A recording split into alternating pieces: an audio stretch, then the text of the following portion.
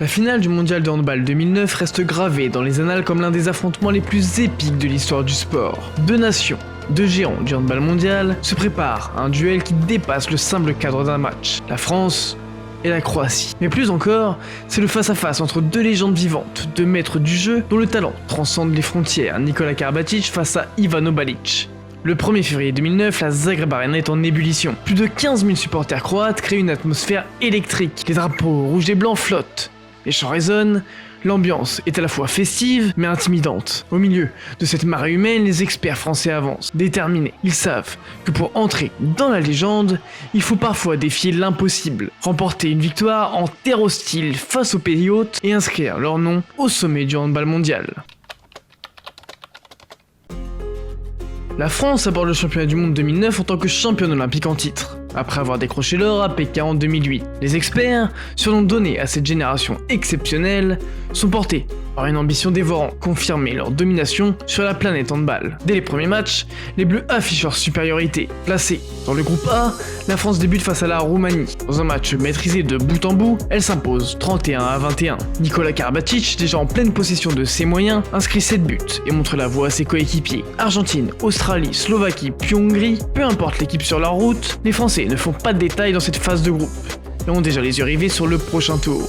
Pour la Croatie, le constat est le même. Après s'être fait peur en ouverture face aux Coréens du Sud, les locaux dérouleront derrière un Ivan Čupić en grande forme. 5 matchs et 5 victoires, place au tour principal. Placés tous deux dans le groupe 1, les deux nations sont grandissimes favorites pour se qualifier dans le dernier carré.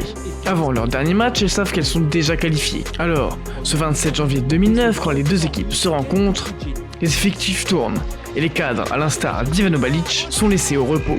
La victoire reviendra finalement à la Croatie, mais le plus important reste à venir. Les quarts de finale abrogés, les Bleus se retrouvèrent directement en demi-finale, opposés à deux jeunes Danois encore peu expérimentés au plus haut niveau international, malgré leur 3ème place aux mondiaux de 2007, remportant la petite finale face à la France. Un esprit de revanche s'empare alors de nos experts qui veulent remporter le premier mondial de cette génération. Grâce à une première mi-temps dominée et à un Luca Ballot des grands jours malgré son tir dans la tête sur penalty qui lui vaudra un carton rouge, les Bleus se qualifieront pour leur première finale mondiale depuis leur titre de 2001. Les experts sont à un match de réaliser le doublé olympique mondial, un exploit rare. Et pour cela, ils devront défier la Croatie chez elle, qui a battu aisément la Pologne dans une ambiance qui s'annonce hostile.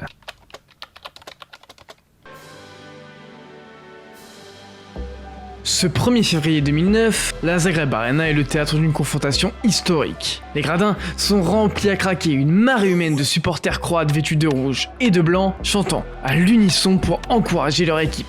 L'atmosphère est électrique, presque palpable. Les joueurs français entrent sur le terrain sous les huées et les sifflets, mais ils restent impassibles, concentrés sur l'objectif ultime. Ces huées sont encore plus prononcées, les sifflets glacent même cette chaude ambiance quand le nom de Nikola Karabatic est prononcé. Né en Serbie mais d'un père croate, Branko Karabatic, certains supporters voient en lui une certaine trahison, tant il aurait pu apporter à leur pays. Le principal intéressé relate même que des menaces de mort auraient parcouru les tribunes de la salle de Zagreb. Cela s'ajoutait à la rivalité amplifiée par certains médias avec Ivano Balic, lui prêtant certaines provocations, comme « je l'arrêterai dans son propre pays », un cocktail explosif qui annonçait une finale de légende. Claude Nesta, le sélectionneur français, a fait un choix tactique audacieux en associant Nikola Karabatic et Guillaume Gilles à la main, laissant Daniel Narcisse sur le banc pour débuter. Dès le coup d'envoi, le ton est donné. Le match sera âpre, intense, chaque ballon sera disputé avec acharnement. La première action illustre déjà la tension palpable sur une contre-attaque croate. Mikhail Guigou commet une faute sur Ivan Čupić, montrant que les Français ne laisseront rien passer. Dès la 2ème minute, Karabatic est accueilli durement par la défense croate, victime d'une grosse faute qui annonce la couleur du duel qui l'attend. Ensuite, c'est Ivano Balic qui tente un tir, mais il est contré par une défense agressive de Karabatic. Les deux joueurs échangent un regard intense, symbole du duel devenu personnel qui se joue en parallèle de la rencontre. Le début de match est taché, rythmé par de nombreuses fautes et des pénaltys. Après 9 minutes, le score est de seulement 3-3, avec déjà 4 pénaltys accordés. Les Croates cible particulièrement Karabatic, cherchant à le mettre en échec par des contacts rugueux. À la 16e minute, une nouvelle cravate est infligée au leader français, témoignant de l'engagement physique extrême de la rencontre. Les Français peinent à trouver leur rythme et les deux équipes se neutralisent. C'est alors à ce moment que Daniel Narcisse fait son entrée en apportant un souffle nouveau à l'attaque tricolore. Par ses accélérations fulgurantes et ses tirs puissants, il inscrit 3 buts coup sur coup qui permettent à la France de recoller au score, 11 partout. Son impact est immédiat, redynamisant le collectif français. Cependant, à côté de cela, les deux stars attendues du match peinent à briller. Karabatic manque plusieurs tirs, écope une exclusion de 2 minutes, tandis que Balic, visiblement en dessous de sa forme physique optimale, n'arrive pas à faire la différence. Les ailiers, tant côté français que croate, se chargent de marquer des buts, reflétant un match où les défenses prennent le pas sur les attaques. La première mi-temps se conclut sur un score serré de 12-11 en faveur de la Croatie. Le match est fermé, les occasions se font rares et les échecs au tir sont nombreux. Les deux équipes sont au coude à coude et la tension est à son comble. Les Français savent qu'ils devront élever leur niveau de jeu pour l'emporter, surtout en début de seconde période,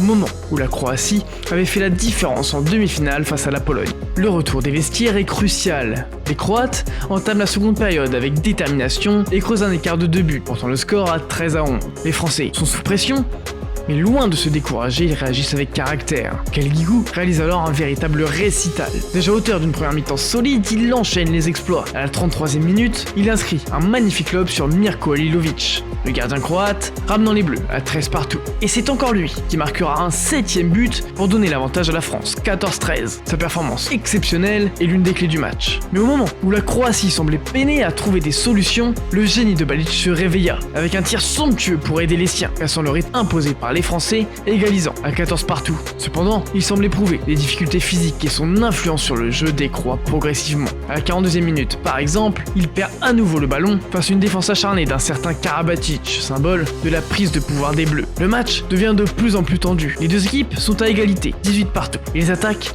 peinent à trouver le chemin défilé. Même Mikael Guigou, jusqu'ici impeccable, connaît des échecs au tir. La tension est à son comble et c'est à ce moment précis que survient un incident majeur, un tête-à-tête houleux entre Karabatic et Balic, témoignant de la nervosité grandissante d'un joueur croate limité par son corps et rempli de frustration devant son public face à un joueur calme, déterminé, même souriant. Cet affrontement semble marquer un tournant psychologique. Les arbitres, percevant la nervosité des Croates, commencent à être plus sévères envers eux. Une faute non sifflée sur l'ailier croate Goran Šprem provoque la colère du public. Les Français profitent alors de cette situation pour reprendre l'avantage après 5 minutes 30 sans but de part et d'autre. C'est encore Guigou qui transformera un penalty plus qu'important, portant le score à 19-18. Karabatic enchaîne avec un but monumental, inscrivant le 20-18 d'un tir puissant qui laisse Halilovic sans réaction. La France prend le large et la Croatie commence à flancher. Les Bleus, portés par les exploits de Daniel Narcisse, Lucas Ballot ou encore de Jérôme Fernandez, dominent la fin de match. La défense française est infranchissable et les Croates multiplient les erreurs.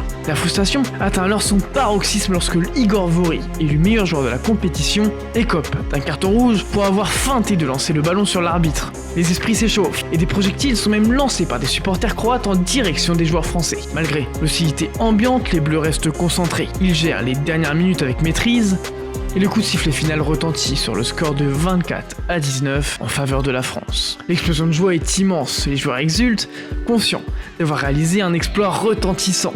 Battre la Croatie chez elle, dans une ambiance survoltée, et décrocher le titre mondial. Le duel entre Karabatic et Balic, bien que moins flamboyant que prévu en termes de statistiques, a été marqué par une intensité physique et mentale remarquable. Si les deux stars ont eu des difficultés, c'est l'équipe de France dans son ensemble qui a su faire la différence, démontrant une nouvelle fois que le collectif prime sur les individualités.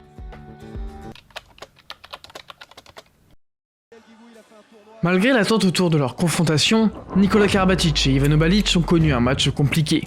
Karabatic, cible privilégiée de la défense croate, subit de nombreuses fautes dès les premières minutes. À la 16e minute, il reçoit une cravate sévère illustrant la volonté des Croates de le neutraliser physiquement.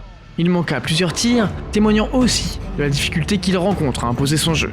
Balic, de son côté, semble loin de la meilleure physique qu'il a eue. Ses tentatives pour déstabiliser la défense française sont infructueuses. À plusieurs reprises, il perd le ballon sous la pression défensive, notamment face à Nikola Karabatic qui prend le dessus lors de leur duel direct. Ce duel attendu ne s'exprime donc pas en termes de performance individuelle éclatante, mais plutôt par l'impact qu'il a sur leur collectif. Karabatic, malgré ses difficultés, reste un leader pour son équipe, motivant ses coéquipiers, contribuant en défense, tout en étant présent au meilleur des moments. Ivano Balic, moins influent, ne parvient pas à transcender son équipe comme il l'a fait par le passé. C'est finalement le collectif français qui fait la différence. Les joueurs comme Michael Guigou, auteur de 10 buts, Daniel Narcisse avec ses tirs puissants ou encore tiré au meilleur Impérial dans les buts en fin de match portent l'équipe vers la victoire. La France démontre une profondeur d'effectif et une cohésion qui surpassent les individualités. La défense française, orchestrée par Didier Dinard, étouffe les offensives croates. Les ajustements tactiques de Claude Onesta, comme notamment l'entrée de Narcisse et la rotation des joueurs clés, comme le léger repos accordé à Michael Guigou en deuxième mi-temps en faveur de Sébastien Osterstag, permettent aux Bleus de maintenir un niveau d'intensité élevé tout au long du match. La capacité des Français à gérer la tension du match a été déterminante. Face à la nervosité croissante des Croates, les Bleus sont restés calmes et concentrés. L'incident du tête-à-tête, loin de les déstabiliser, les a même renforcés. Les arbitres, sensibles à l'attitude des joueurs, commencent à pénaliser davantage les excès croates, ce qui a joué en faveur de la France. La maîtrise émotionnelle des Français contraste avec la frustration évidente des Croates, symbolisée par l'expulsion d'Igor Vori. Cette différence de comportement illustre l'expérience et le professionnalisme des Bleus, capables de garder leur sang-froid dans les moments critiques. La finale du Mondial 2009 entre la France et la Croatie n'a pas été qu'un simple match de handball. Ce fut une épopée, un moment où le sport a transcendé le terrain pour toucher à l'essence même de l'esprit humain. Ce jour-là, à Zagreb, les experts ont écrit l'une des plus belles pages de l'histoire du sport, gravant à jamais leur nom dans la légende. Ils ont prouvé que le courage, la détermination et la cohésion peuvent vaincre les obstacles les plus insurmontables. Face à une équipe croate talentueuse et un public entier acquis à la cause de leurs adversaires, les Bleus ont su puiser dans leurs ressources les plus profondes pour triompher. Leur victoire est le reflet d'un travail acharné, d'une préparation minutieuse et d'un état d'esprit exemplaire. Le duel entre Nikola Karabatic et Ivano Balic restera dans les mémoires comme l'affrontement de deux titans du handball moderne. Mais au-delà de ce face-à-face, c'est toute une équipe qui a brillé, chaque joueur apportant sa contribution à ce succès historique. De tirer au meilleur à Didier Dinard en passant par Luc Cavallo et Michael Guigou, tous ont joué leur rôle à la perfection. Cette victoire a marqué un tournant évident pour le handball français. Elle a ouvert la voie à une décennie de succès, où les experts ont régné sans partage sur la scène internationale. Elle a inspiré une génération entière de jeunes joueurs, rêvant de suivre les traces de leurs héros. Le handball est sorti grandi de cette épopée, gagnant en popularité et en reconnaissance. Et plus que tout, cette finale nous a enseigné une leçon précieuse, celle de ne jamais renoncer face à l'adversité. Elle nous rappelle que peu importe les obstacles, la foi en soi, le travail d'équipe et la persévérance peuvent nous mener au sommet. Les experts ont incarné ces valeurs, montrant au monde entier que rien n'est impossible pour ceux qui osent y croire. Aujourd'hui encore, le souvenir de ce match résonne comme une source d'inspiration. Il symbolise le triomphe de la volonté sur les difficultés, de l'unité sur l'individualisme, de la passion sur la peur. La France, en ce 1er février 2009, n'a pas seulement remporté un titre mondial, elle a touché du doigt la grandeur, laissant une empreinte indélébile dans le cœur de tous les amoureux du sport. Et ainsi se termine le récit de cette finale légendaire. Un moment où le handball a brillé de mille feux, porté par des joueurs d'exception, et une histoire qui continuera d'inspirer les générations futures. Car au-delà du résultat, c'est l'émotion, le dépassement de soi, la beauté du sport qui reste gravée à jamais.